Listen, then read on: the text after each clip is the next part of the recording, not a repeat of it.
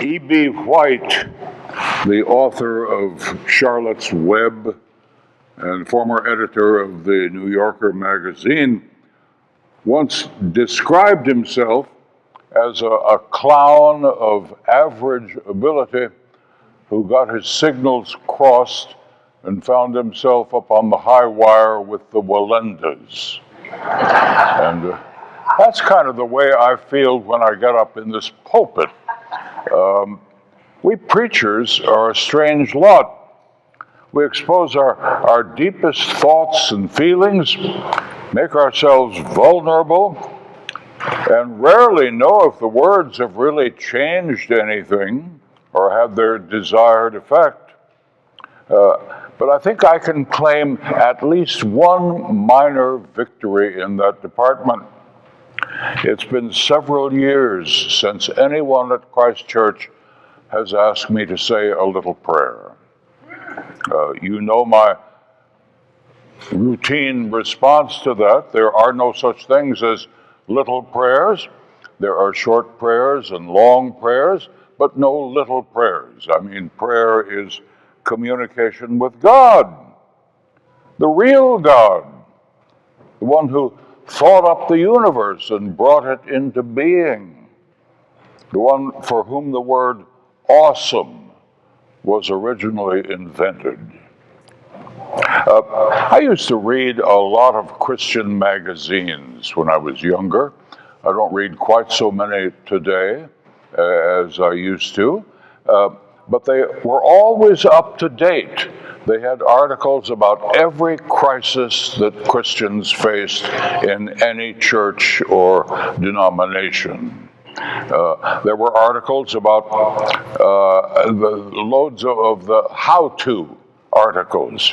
You know, how to do this, how to do that, how to reach this group or that group, how to be more welcoming on Sunday mornings, how to jazz up your sermons, how to minister to the older generation. I especially liked that one. And there were tremendous testimonies by Christians who have faced enormous challenges to their faith and conquered. And you know the routine. You probably have a lot of those magazines around your house too, and some of the books. The ones that stuck with me the longest, however, were the ones that talked about prayer, had something to do with prayer. Patrick wants us to emphasize prayer this summer. He gave us a book. Scott was waving the book around last Sunday when he preached the sermon that I was supposed to preach this morning last week. I mean, what Scott said is what I need to say. That was a wonderful thing. But he gave me the topic, the framework of prayer. The framework of prayer. That kind of confused me a little bit. I wasn't sure about what the framework of prayer might be. And then I got very literalistic. I read the chapter in the book that I was supposed to read, but it seemed to go off on a tangent and involve itself with some very complex theological question, which I don't want to bring up this morning. So I thought about framework.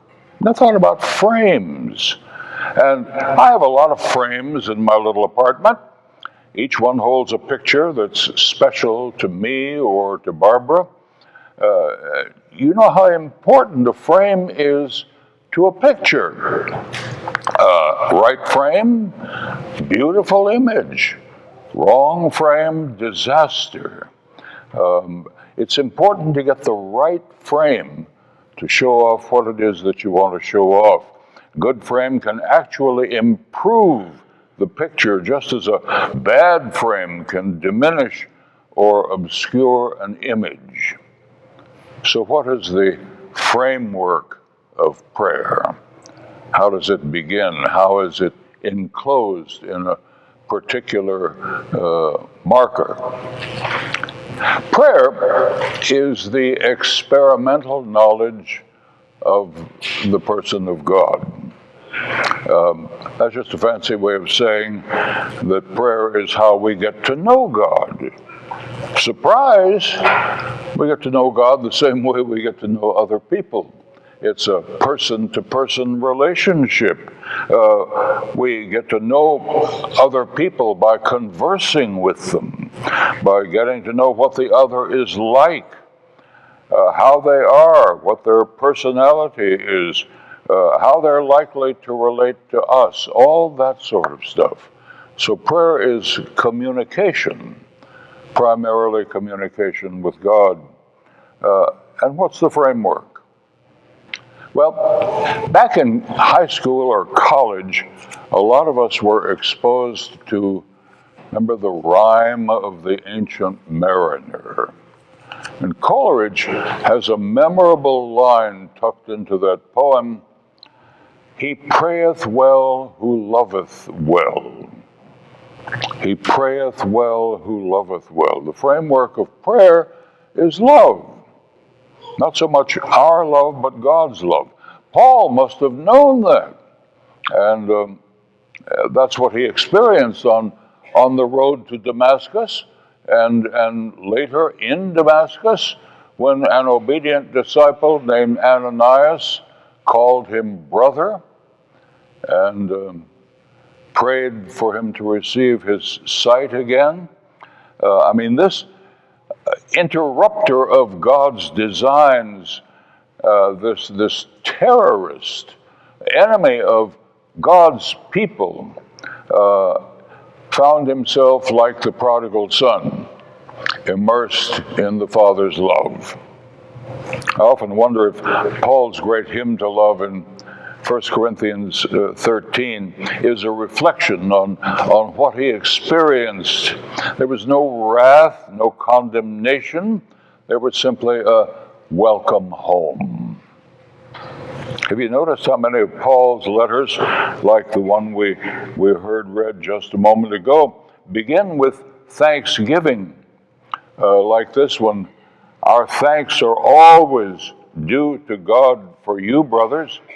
It's right that we should thank him because your faith increases mightily, and the love you have each for all and all for each grows even greater. Indeed, we boast about you among the other congregations of God's people because your faith remains the steadfast under your persecutions." And so on he goes. Paul almost always starts his letters with words of thanksgiving. This is the way he experienced God, and therefore, when he prays, he wants to give God praise for the carrying out of God's purposes in the world. He recognizes them, and sort of the experience of God turns us into people of thanksgiving. We're a Eucharistic people. We're always saying thanks to God. That's the way in which we begin virtually all our prayer. After Thanksgiving, he always usually asks for a blessing on the people, a blessing that they may experience the same thing he experienced.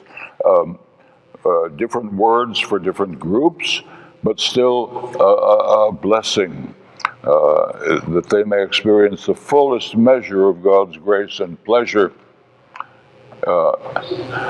God's love turns Paul into a thankful person.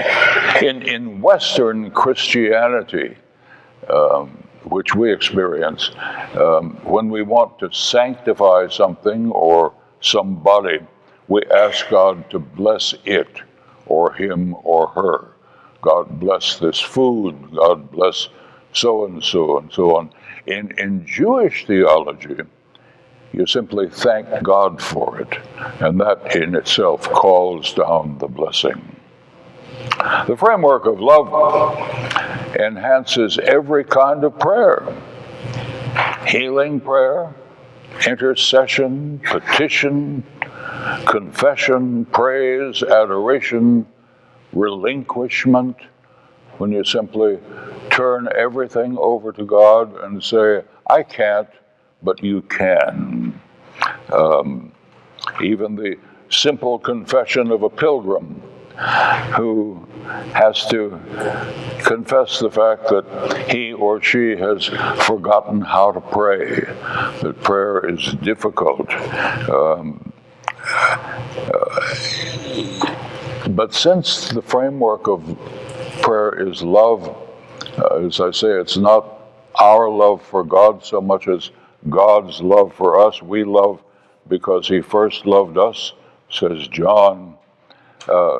It's wonderful simply to fall into the arms of the Lord and let the Spirit pray in us and through us. What does Paul say in the 8th chapter of Romans? The Spirit comes to the aid of our weakness. We do not even know how we ought to pray, but through our inarticulate groans, the Spirit himself is pleading for us. Prayer is primarily God's activity and not so much ours. We enter in the door and let God pray through us and in us and for us. Unlike some of our modern praise songs, God is not part of our lives. We are part of God's life. There's so many things that we Christians in the church need to be doing. Have you ever noticed that? There's a big list. We're supposed to be doing mission. We're supposed to be doing evangelism. All these things are important. Social concern for the weak and marginalized, care for the sick and dying, feeding the hungry, sheltering the homeless. All of those are great ministries, and they belong to us. They're a piece of how God has called us and how he shapes us and forms us. But first, we need to know God. We need to place ourselves in his presence, begin to learn these specific roles that God calls each of us to play in his great design, his great dream for the human race. I mean, we are an outpost of God's sovereignty, a place where God's presence is known and practiced and interpreted to the world. That's what we are, an outpost of future glory, the preview of coming attractions. Richard Foster tells the story of a friend of his who, for some reason or other, had to take a 2-year-old kid as he went on a shopping mission to a mall. And the kid was, as any 2-year-old might be, obstreperous, cantankerous, started crying and screaming and so on, very embarrassing to the father. He didn't know what to do. He tried everything, but nothing seemed to work. So finally, under a moment of inspiration, he picked the child up and hugged him as close to his chest as he possibly could and began to sing to him. And he began to sing something like this: "Oh, I'm so glad you're my son. I'm so glad that you're part of our family. I love you so much. Your smile brightens my day.